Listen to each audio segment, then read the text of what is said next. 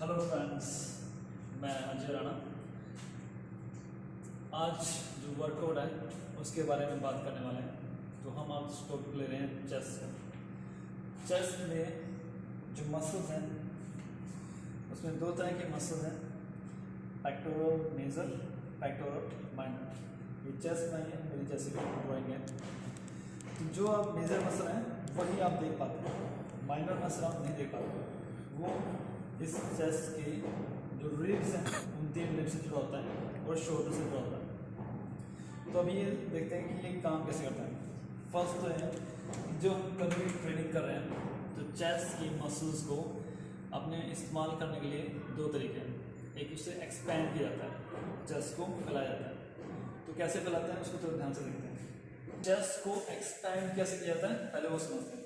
अपने शोल्डर तक अपने एल्बो आना है और किसी पाइप की या पिलर की सपोर्ट लेते हैं, बिल्कुल साथ खड़ा रहना है। और फिर उसी साइड का मतलब लेफ्ट साइड का पैर आगे लेके आना है और फिर ट्विस्ट होना है। तो इससे आपको चेस्ट एक्सपैंड फील होगा।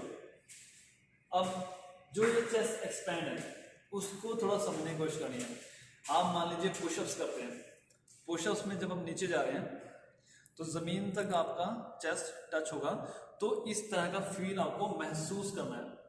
अगर आप इसे महसूस नहीं कर पा रहे हैं तो आप चेस्ट को यूज़ नहीं कर पा रहे हैं। मसल को जो उसका तरीका है एक्सपैंड करने का, जैसे हम कपड़े को ऐसे खींचते हैं, वो मसल को कैसे खींचने के लिए आपको पूरा नीचे जाना पड़ेगा, टच करना पड़ेगा, जो मैंने आपको तरीका बताया। अब दूसरा तरीका है मसल को कैसे यूज़ करना है, स्क्वीज़ करना।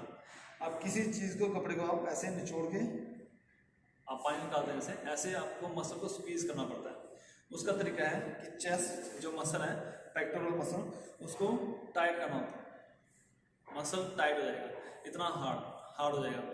अगर आप पुशअप में जब ऊपर आ रहे हैं और इसको चेस्ट को ऐसे स्क्वीज करना है, टाइट करना है, इस पोजीशन में आप मसल को दूसरे तरीके से यूज कर रहे हैं।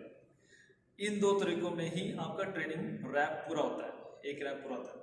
अगर ये नहीं हो रहा तो उस रैप को आप काउंट मत कीजिए। अब जब ये रैप लगना शुरू होता है तो आपका पेन होना लाजमी है। जब आप टाइट करेंगे तो यहाँ पे एक पेन आएगा, आप स्वीट पेन बोल सकते हो उसको, वो पेन आएगा। जैसे ही आपके रैप 10 से 12 तक पहुँच पाएंगे तो वहाँ पे एक जलन पैदा होनी शुरू हो जाएगी। उसको बोलते हैं lactic acid absence of oxygen.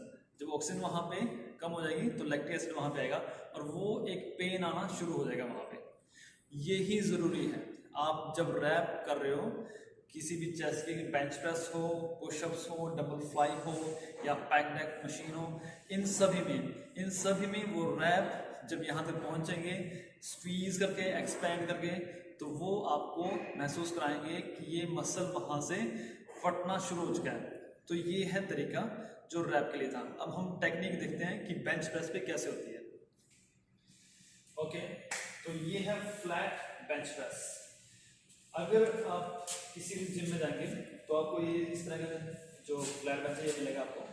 इसमें तरीका क्या होता है, जब भी आप ट्रेनिंग करते हैं तो रोड की ग्रिप ज़्यादा जरूरी है। पहले ग्रिप देखते हैं कैसे होती है। तो ग्रिप करते हैं, रोड पे यहाँ पे कुछ निशान होते हैं। उस निशान पे आपको जो शोल्डर का हिस्सा है उसके बाहर से आपने रोड को ग्रिप करना होता है। तो वह निशान लगे होते हैं, उस पर एक मुट्ठी इतनी साइज में आपने ग्रिप करना है। और लेटना कहाँ पे है, जो आपकी रोड है उस रोड के थोड़ा नीचे, फिर आपने ग्रिप करना है।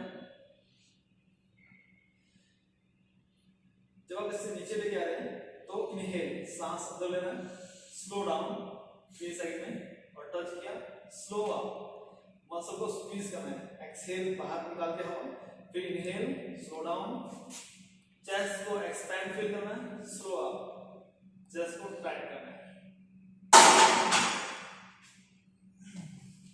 अब इस तरीके में आप क्या समझ पाए कि उस वेट को, जो वेट हमने इसमें डाला था, उस वेट को हमने महसूस करना है अपने मसल के ऊपर। जब रोड नीचे जा रही है तो चेस्ट को एक्सपैंड फील करना है, ये आपके माइंड का काम है। उसे जब ऊपर लेके आ रहे हैं रोड को, तब एक्सहेल करते हुए चेस्ट मसल को टाइट करना है। इस प्रक्रिया में आप रेपिटेशन 10 से 12 या 12 से 15 या 15 से 12 भी लगे जा सकते हैं, तरीका यही रहेगा। तो ये था बेंच प्रेस का। अब हम नेक्स्ट करते हैं पैक फ्लाई मशीन।